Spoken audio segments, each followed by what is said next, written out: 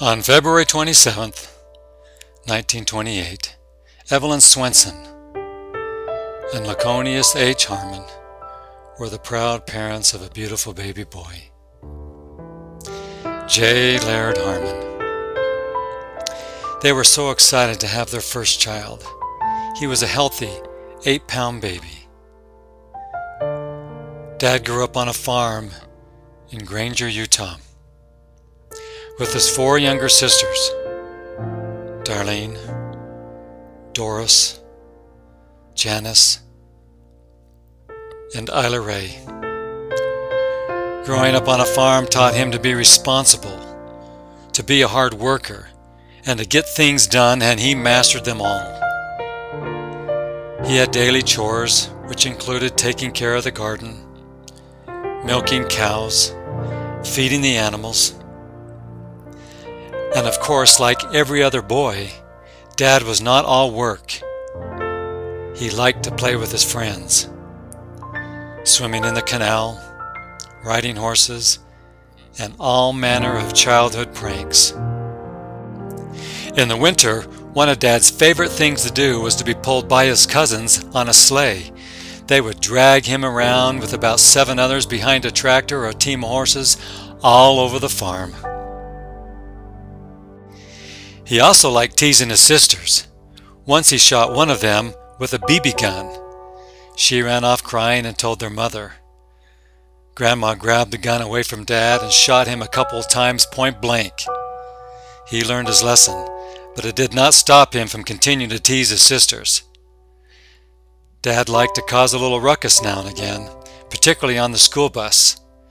Darlene reported that he got kicked off nearly every night on the way home from school and ended up walking 1 or 2 miles each time.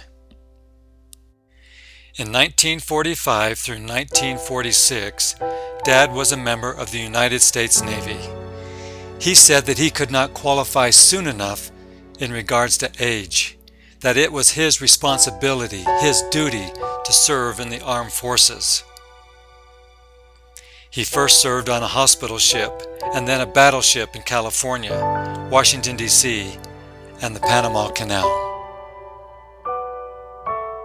Following his service in the United States Navy, Dad was honorably discharged and returned to Granite High to finish his senior year. There he met Mary Dorcas Moss, a nutty blonde bombshell from the East Side. These are the words he describes how they met. The first day of school, I met your mother. We were in a class, and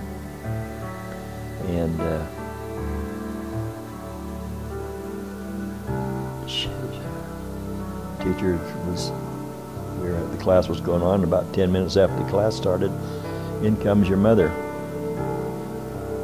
and she was with her girlfriend, and they both had fudgesicles, licking fudgesicles, and she came in and she says, "Hello, Mr. Peterson."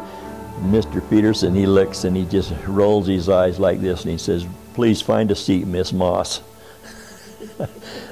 And she looked around to find a vacant seat, and there was a seat in front of me that nobody was sitting in it. She came down and sat in front of me, and she turned around and winked at me. And so I thought that'd be a pretty good girl to try to get next to, you know. Dad had a good gospel upbringing in the home of his mother, and after graduation was ready to make covenances with the Lord, and did so on September 30th, 1948, when he married his high school sweetheart, Mary Dorcas Moss.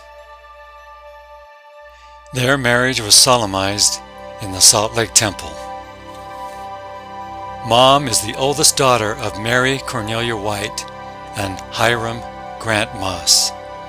With their help, they secured a piece of property, and together they built a home and a family on Bosham Lane, named after an English town Mother's grandparents migrated from.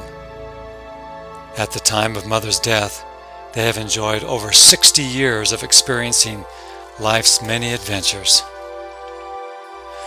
Together they have 5 wild, weird, wacky children: Susan, Richard, Wade, Brett, and Jill. And to this date have 24 grandchildren. And they are, in every sense of the word, grand.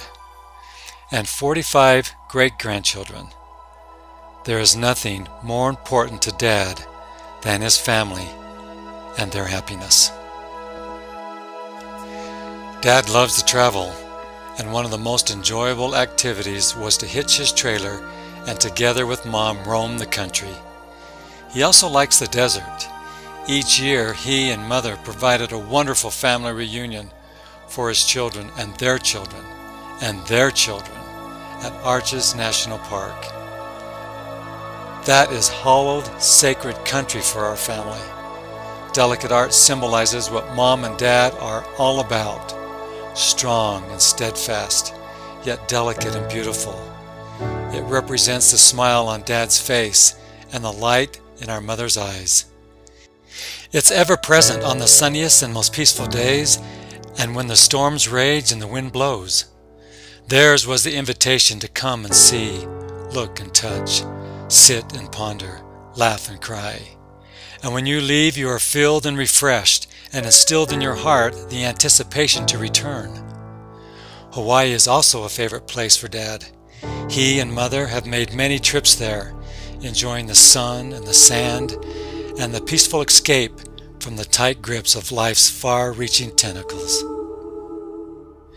This quiet good man can be found either in his workshop or in his award-winning neighborhood garden.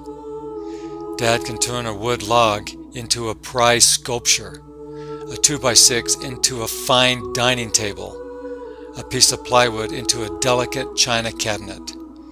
He sees the outcome of a piece of wood while it sits on the shelves of the lumber shop, much like an artist pictures his canvas.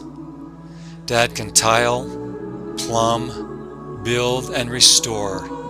He can figure a circuit, roof any home, paint any room. He can cement the most delicate, detailed driveway, form any stepping stone, and brick any wall. And the amazing thing about all this is he does it for all of us, free of charge. On quiet days and winter nights, Dad can be found finishing one of his many hundreds of books that decorate his home, or listening to some 30s or 40s big band music.